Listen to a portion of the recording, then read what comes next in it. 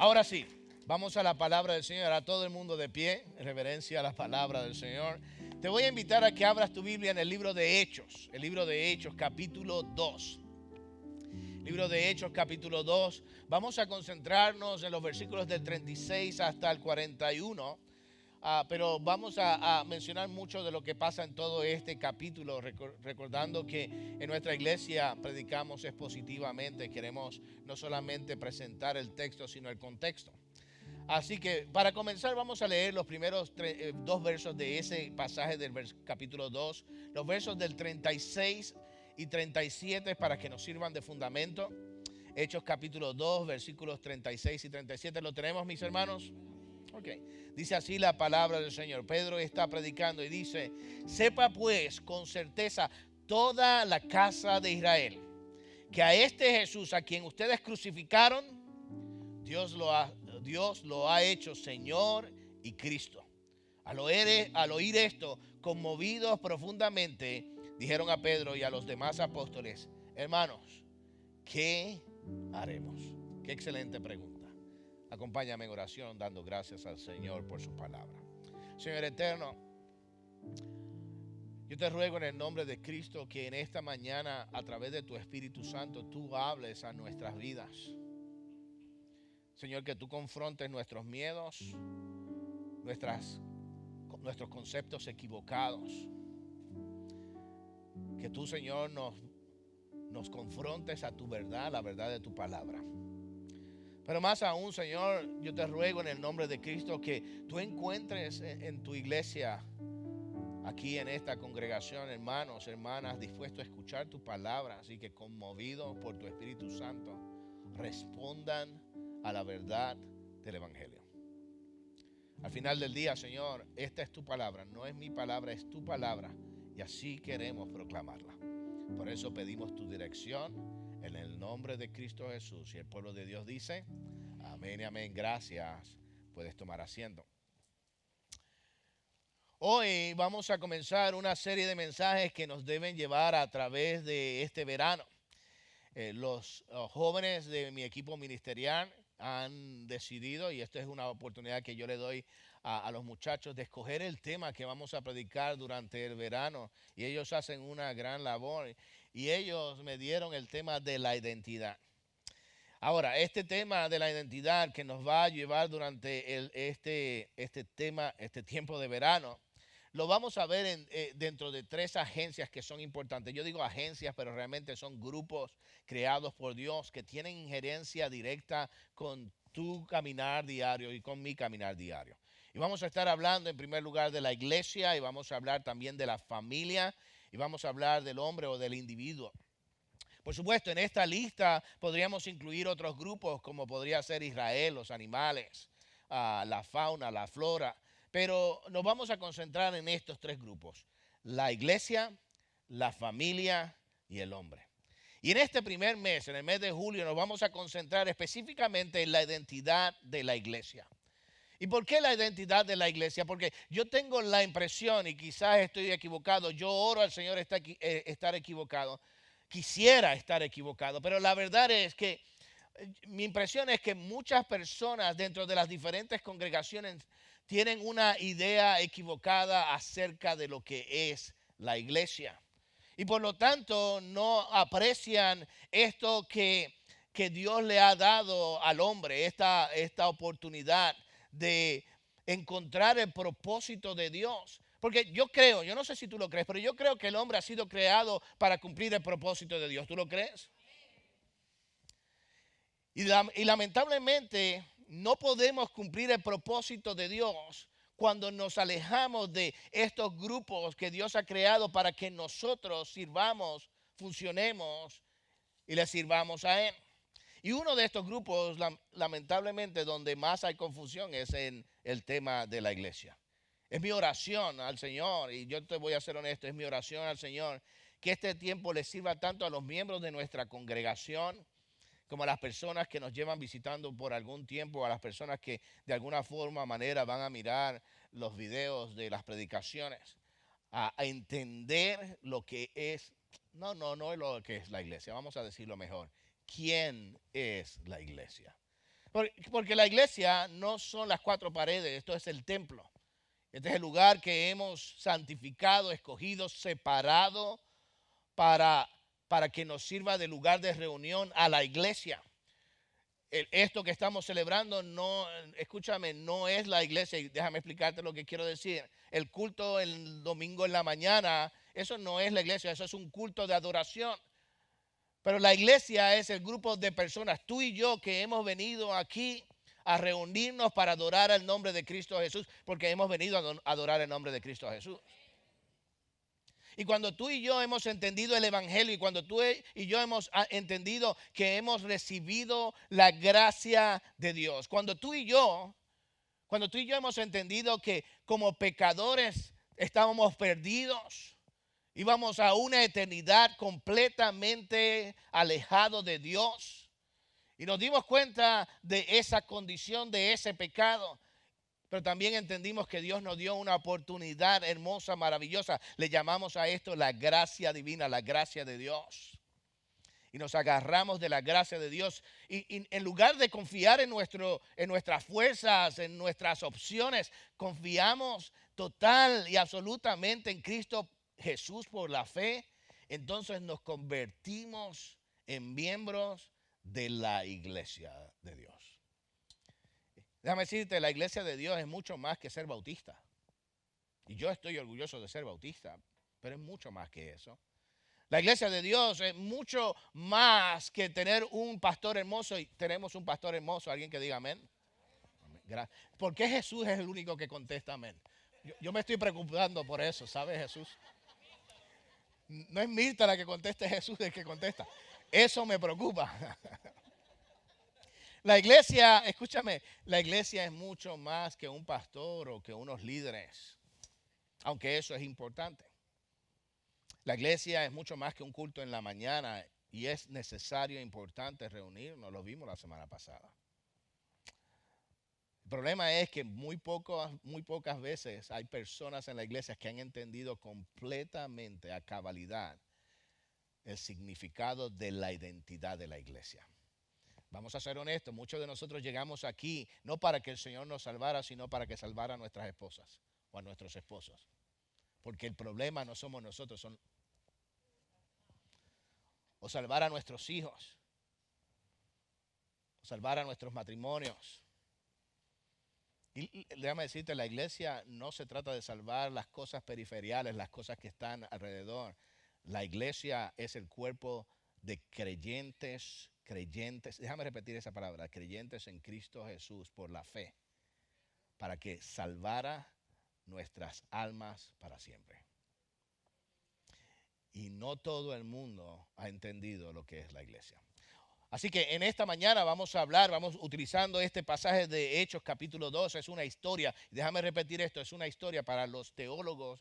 Es importante que usted sepa esto, es una historia. ¿Por qué yo repito esto? Porque cuando hacemos una interpretación de las escrituras debemos entender que las historias no se interpretan literalmente, sacamos los principios para beneficio nuestro. En esta historia hermosa del capítulo 2 del libro de Hechos encontramos a Pedro predicando después de haber recibido la palabra del Señor. Pero hoy vamos a utilizar este pasaje para hablar de lo que es escucha esto, y te voy a pedir algo, te voy a rogar algo.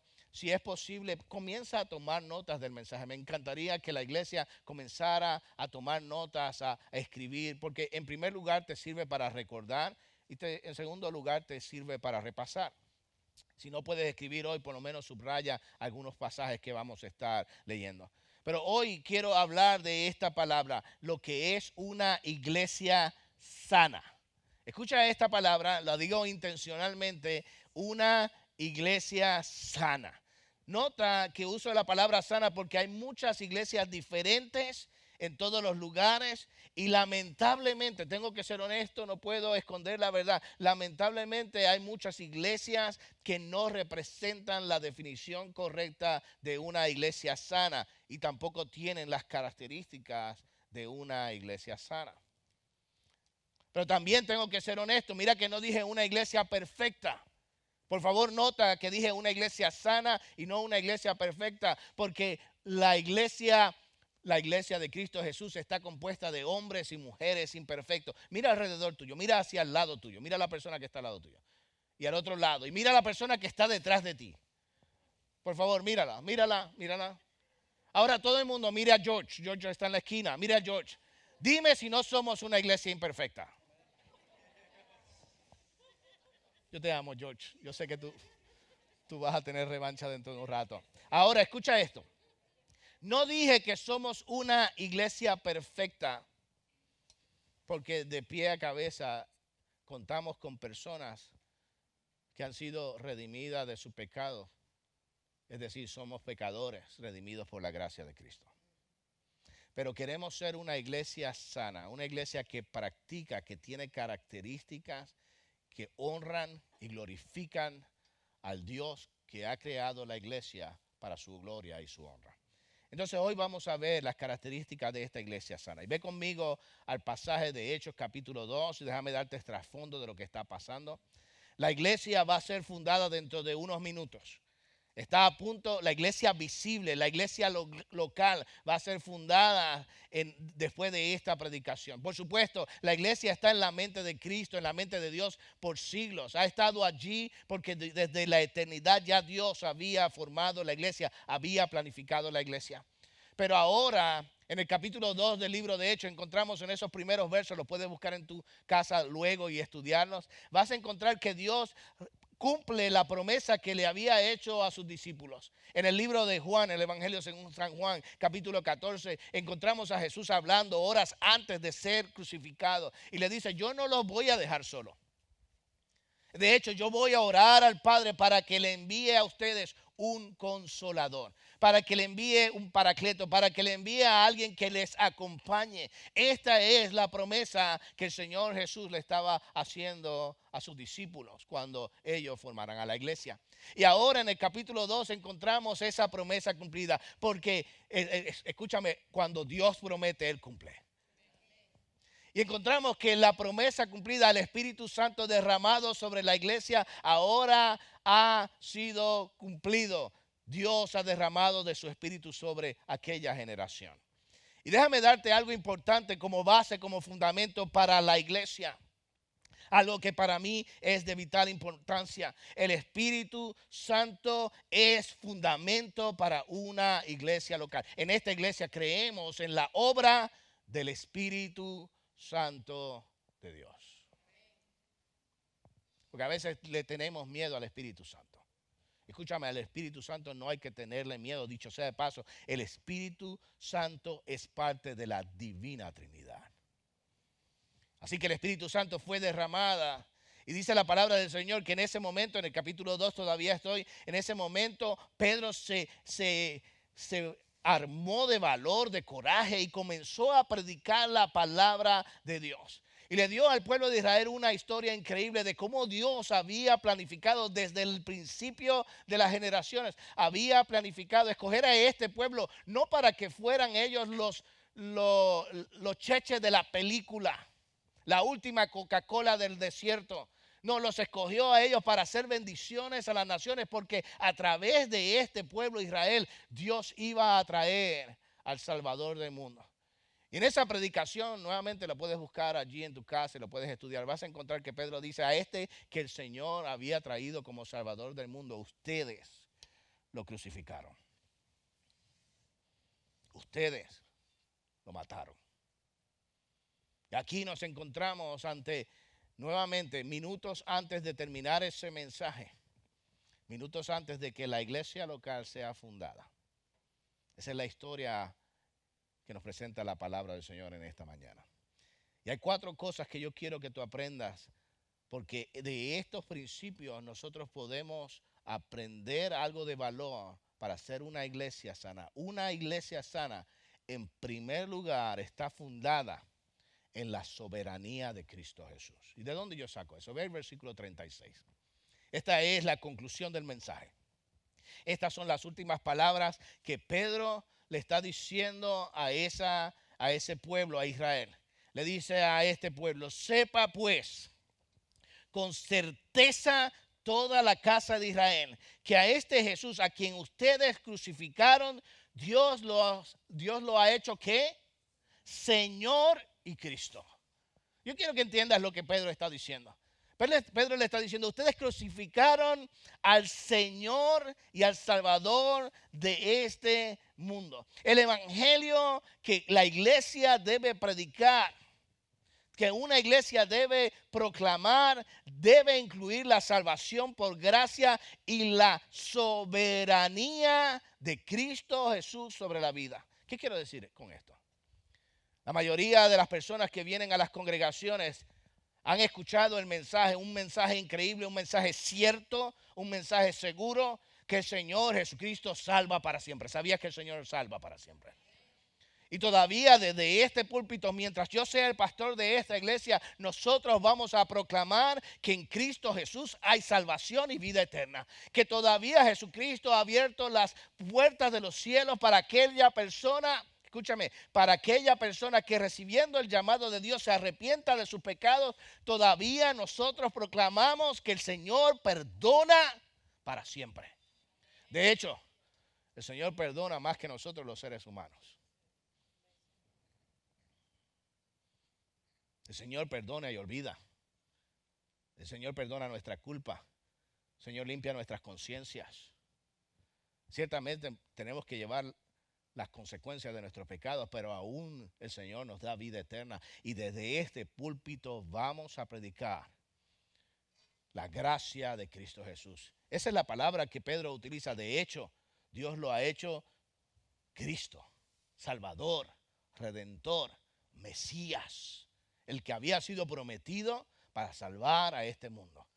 Pero ¿sabes cuál es el problema? El problema es que no solamente desde este púlpito predicamos eso. Hay muchos púlpitos aquí en la nación americana y en nuestros propios países donde se predica la realidad de la gracia de Cristo Jesús. Pero aquí es donde nosotros nos separamos. Si queremos ser una iglesia sana, una iglesia que predica toda la verdad de Dios, no podemos predicar solamente la gracia de Cristo y olvidarnos de la soberanía de ese Cristo. Porque muchas personas quieren la salvación de Cristo. Muchas personas quieren venir a Cristo para que les salve el alma, para que les salve, como ya hemos dicho tantas veces, la familia, para que les salve a los hijos. Pero lo que no quieren, o lo que no queremos muchas veces, es que Él sea el Señor de nuestras vidas. ¿Entiende lo que está pasando aquí? Pedro le habla a un pueblo, Israel, que está siendo sometido bajo la soberanía de un imperio, el imperio romano. Y el imperio romano, para que tú sepas, tenía una característica muy peculiar. A ellos no le importaba al Dios que tú adoraras. Tú podías adorar al Dios que tú quisieras. Tú podías adorar a Chucho, a Pepe, a Juan. A quien tú quisieras, tú lo podías adorar. Lo único es que adorabas a tu Dios, pero también tenías que adorar al emperador romano. No podías negarte en doblegar tus rodillas ante la figura del emperador. Esa era parte de las reglas del imperio romano. Y aquí Pedro le está diciendo al pueblo de Israel, escúchame, este Cristo Jesús está dispuesto a ser tu Salvador y yo lo creo con todo mi corazón. Él quiere ser el Salvador del ser humano. Él quiere ser el Salvador de los hombres. De hecho, Él quiere ser el Salvador de tu vida. Pero tienes que entender que para ser Salvador de tu vida, tiene que también ser el Señor de tu alma, el que gobierna tu corazón. Y aquí es donde nosotros nos dividimos, nos separamos. Y dicho sea de paso, yo estoy seguro que aquí es donde hay muchas personas que tienen problemas, porque están dispuestos a que el Señor les salve el alma. Aquí en esta mañana, de los que estamos sentados aquí, quizás los que nos están viendo después, hay personas que están dispuestas a entregarle el alma a Cristo Jesús por unos segundos para que se la transforme, se la cambie, los salve del pecado y de la eternidad sin Dios. Pero lo que no están dispuestos es entregarle la vida completa, porque no quieren solamente quieren a Jesús como Salvador y no como Señor. Pastor, ¿de qué está hablando si nosotros hemos aceptado a Cristo Jesús? Escúchame, entiende, cuando Jesús es el Señor de la vida, Él no permite, Él no quiere que tú tengas otro Señor sobre tu vida. Eso es lo que está diciendo Pedro aquí. Pedro está diciendo, la iglesia está fundamentada sobre la soberanía de Cristo Jesús en la vida del creyente. Y tenemos otros señores en nuestra vida. Algunos le llamamos a ese señor el señor de el dinero. A otras veces le llamamos el señor del entretenimiento. A otras veces le llamamos el señor de la familia. A otras veces le llamamos el señor de la individualidad. A mí no me dice nadie lo que yo voy a hacer. Tenemos diferentes señores. Y la iglesia sana está fundamentada en que Cristo Jesús, y solamente Cristo Jesús, es el Señor de la vida. ¿Te puedo hacer una pregunta? ¿Quién es el Señor de tu vida? Y si tú me dices el Señor Jesús, te voy a hacer una pregunta de seguimiento. ¿Es Jesús el único Señor en tu vida? Déjame hablarle a los jóvenes. Siempre me gusta tirarle algo a los jóvenes. Déjame hablarle a ellos. Si tu novio, si tu novia, si el enamorado, no sé cómo tú le llames. ¿Cómo le llamamos? ¿Cuchi cuchi? La cosita linda. Baby. Ok. Como tú quieras llamarle. Si esa persona es más importante que tu Señor, tú no sabes lo que es la salvación. Lamentablemente tú no conoces la gracia de Cristo. Porque para ser una iglesia sana, y cuando estoy hablando no ser parte de una congregación, para ser una iglesia sana, tú tienes que entender la realidad de la soberanía de Cristo. Pero hay algo más. Para ser una iglesia sana, la iglesia debe responder al mensaje del Evangelio. Mira el versículo 37. Ve conmigo el versículo 37.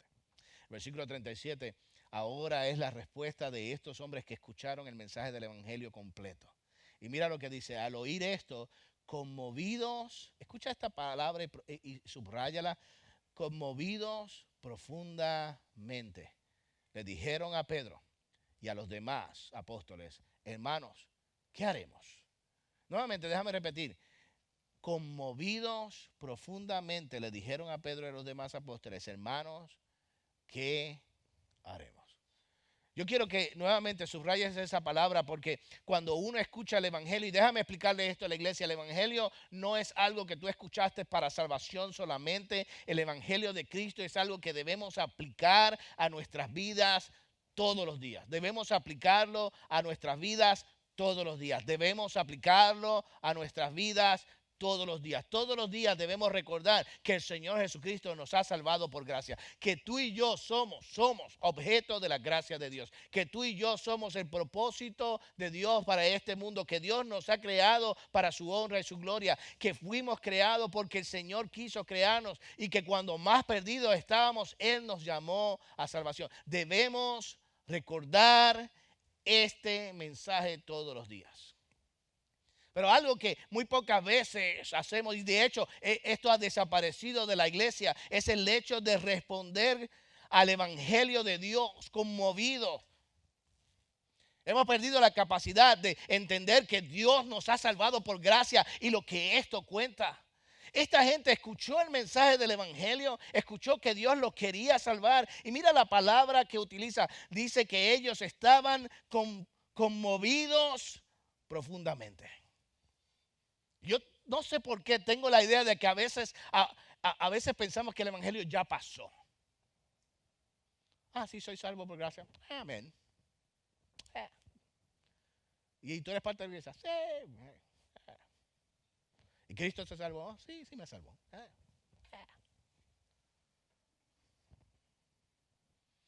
¿Y estás caminando sano? Sí, de vez en cuando voy camino y... Hemos perdido la capacidad de responder a la gracia de Dios, al Evangelio de Cristo. Una iglesia sana escucha el Evangelio con mente abierta. Una iglesia sana escucha la predicación, la enseñanza con corazones dispuestos. Una iglesia sana responde al evangelio de Cristo conmovidamente. Escúchame, no estoy diciendo, por favor entiende, no estoy diciendo que todo el mundo va a responder de la misma manera. Yo soy puertorriqueño y los puertorriqueños lloran. No, no diga los puertorriqueños, yo lloro. Pero somos más emotivos, por lo menos el pastor es más emotivo. Escúchame, yo veo una película de muñequitos y lloro. Está bien. Yo no espero que todo el mundo responda de la misma manera, pero todo el mundo debe responder al mensaje del evangelio profundamente, conmovidos, recordando que el Señor nos ha salvado para siempre.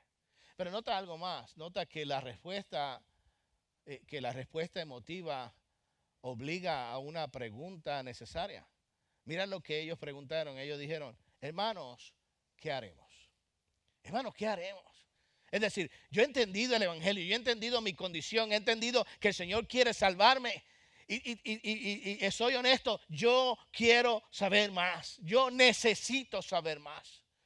Yo quiero saber lo que el Señor quiere hacer con mi vida, cuál es el próximo paso. Esa es la respuesta que se espera de una iglesia, de una persona que ha entendido el evangelio. Una persona que recuerda que es salvo por gracia, que no es salvo por obras, que no hay nada que pueda hacer en esta tierra, que no hay servicio, que no hay obra, que no hay actividad humana que pueda pagar el favor que ha recibido. Una iglesia que ha entendido eso, lo próximo que ha de preguntar es ¿qué tengo que hacer?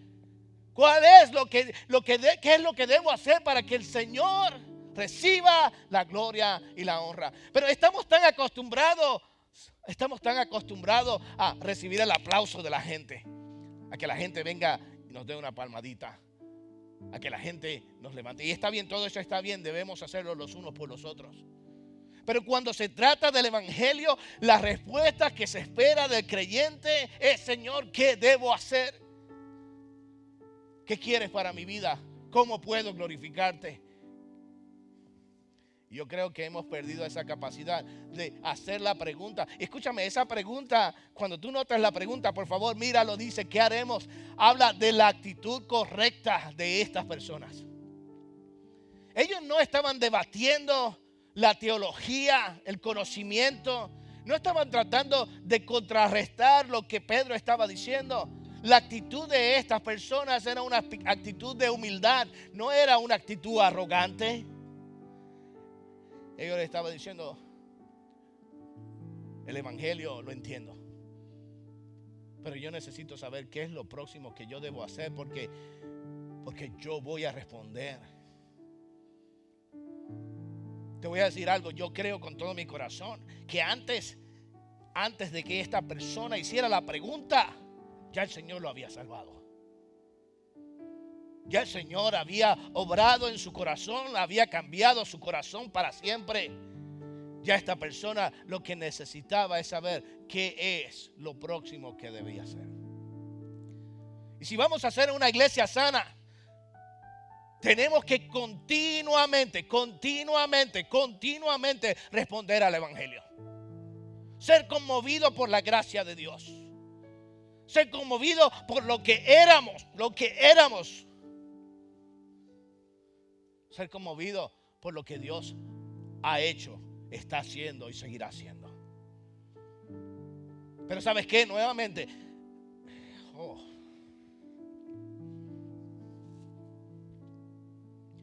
el mundo nos tiene agarrados por las patas. Y no podemos sentir y no podemos responder porque nuestras mentes han estado cautivadas por la teología de este mundo. Y si vamos a hacer una iglesia sana, escúchame, no vas a responder solamente cuando Dios te llamó a la salvación. Tienes que responder continuamente al evangelio de Cristo Jesús. Una iglesia sana responde al mensaje del evangelio. Pero una iglesia sana también predica todo el mensaje, aunque sea difícil. Mira los versículos del 38 hasta el versículo 40.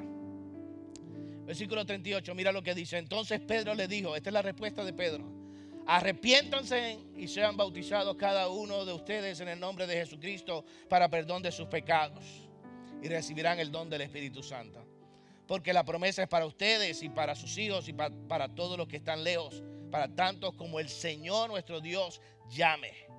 Y Pedro, con muchas otras palabras, testificaba solamente y les exhortaba diciendo: sean salvos de esta perversa generación.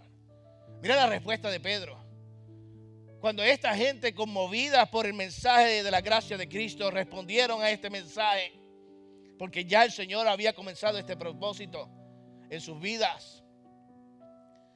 La respuesta de Pedro fue una respuesta fuerte. Pedro se dedicó a predicar el mensaje del arrepentimiento. Les dijo a esta gente: escúchame, ustedes quieren ser salvos, ustedes tienen que arrepentirse de sus pecados. Ustedes tienen que abandonar las viejas maneras de vivir. Esa palabra arrepentimiento, yo la he predicado otras veces, tiene que ver con esta idea de que yo voy en una dirección y voy caminando en esta dirección y alguien me dice: vas por la dirección equivocada. Y como soy un hombre latino hispano, buen hombre latino hispano, le digo: no, yo estoy tomando la ruta panorámica. No, realmente lo que quería es ver las casas que están por aquí. Porque no quiero admitir que estoy mal. Eso es arrogancia. Y muchos de nosotros hacemos esto. Queremos recibir el mensaje de la gracia, pero no queremos que nos digan que estamos mal. No nos queremos escuchar que vamos por mal camino, que hemos tomado las decisiones equivocadas, que estamos en total y abierta rebeldía en contra de Dios. No queremos escuchar eso. Porque admitir eso significa admitir que somos pecadores. Pero la palabra arrepentimiento de la que Pedro está hablando es una palabra fuerte. Él le está diciendo: tienes que escucharlo y tienes que cambiar de dirección y moverte en la dirección de Cristo Jesús. Pedro está diciendo: tienes que admitir que estás mal y que vas por el mal camino y que eres rebelde.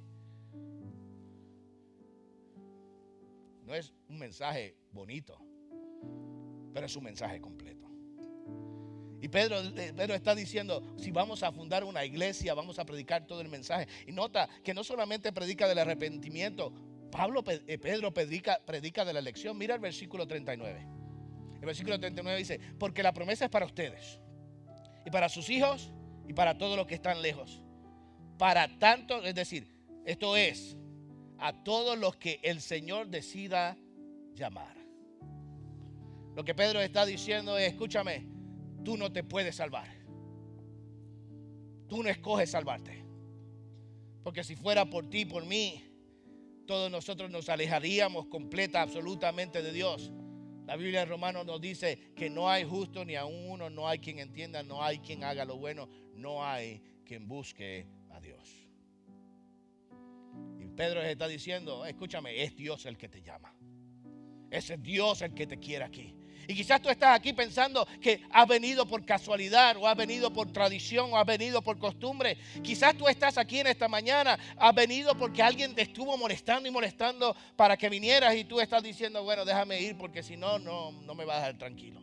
Pues déjame decirte, estás equivocado. Tú estás aquí porque Dios es soberano. Tú estás aquí porque Dios te ha traído. Tú estás aquí porque Dios te está llamando. Tú estás aquí para que escuches el mensaje del evangelio, que tú no te puedes salvar, que es Dios quien te salva para siempre. Y tú no eliges a Dios. Pero en esta mañana yo puedo decirte con total honestidad: Dios ha decidido llamarte. Un mensaje completo. Pero voy más lejos, mira lo que dice el versículo 40. El versículo 40 dice: y Pedro con muchas otras palabras testificaba solemnemente y les exhortaba diciendo: sean salvos de esta perversa generación. Es decir, donde tú estás viviendo, esta generación, esta cultura es mala. ¿Sabes qué?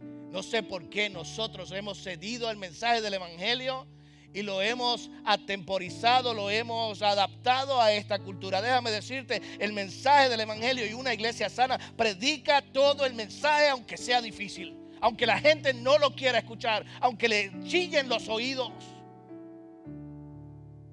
porque esta es una generación mala y perversa y el Señor la quiere salvar para siempre. Déjame decirte una cosa más. Una iglesia sana se compromete con el Señor. Versículo 41. El versículo 41 dice: entonces los que habían recibido su palabra fueron bautizados, y se añadieron aquel día como 3,000 personas. Escucha esa palabra, bautizados. Y yo sé que tú has escuchado esta palabra porque le hemos dicho: si quieres ser miembro de la iglesia, quieres comprometerte con el Señor Jesucristo, bautízate en el nombre del Padre, del Hijo y del Espíritu Santo. Pero en nuestros días quizás esta palabra ha perdido su sentido y su valor. Cuando estas personas escucharon esa palabra bautizar, ellos entendían la grandeza y la profundidad del compromiso a que Dios lo estaba llamando. Bautizarse, escúchame, bautizarse no era solamente ser sumergidos en el agua. Bautizarse, ¿te acuerdas que te había dicho que este imperio romano había decidido darle la oportunidad de que adoraran a su Dios, pero exigía la adoración al emperador? Cuando era una persona bautizada en la fe cristiana, se le hacían varias preguntas. Entre estas preguntas, una era: ¿tú quieres ser seguidor de Cristo Jesús para siempre? ¿Él es tu Salvador? La persona que se iba a bautizar tenía que contestar: sí, yo voy a seguir al Señor Jesús. Y se le preguntaba: ¿y el Señor Jesús, Él ha de ser tu único Señor, tu único dueño, tu emperador, tu gobernador? Esta persona, antes de ser bautizada, tenía que decir sí. Había una pregunta más que se le hacía: ¿y estás dispuesta a renunciar a cualquier otro rey y soberano sobre tu vida, aunque te cueste la vida? Y si esta persona se iba a bautizar, tenía que contestar que sí. Esta persona estaba declarando frente a todo el mundo que él o ella estaban dispuestos a morir si fuera necesario por la fe en Cristo Jesús. Estaba dispuesto a decirle al mundo que este Señor Jesús no solamente era su Salvador, estaban comprometiéndose la vida con Jesucristo. Y muchos de ellos murieron al ser bautizados. Y fueron perseguidos. Simple y sencillamente porque se comprometieron por la fe con Cristo Jesús. Una iglesia sana compromete, escúchame esto, una iglesia sana compromete su vida por Cristo. ¿Ves que es mucho más que venir a la iglesia el domingo? ¿Ves que es más que ser bautista?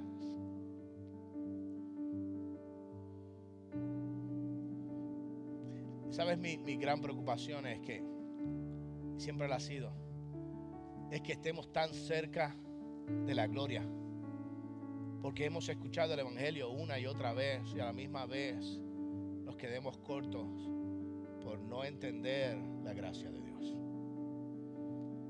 Que allí hemos sido parte de una iglesia donde se predica la verdad y nos durmamos en el servicio.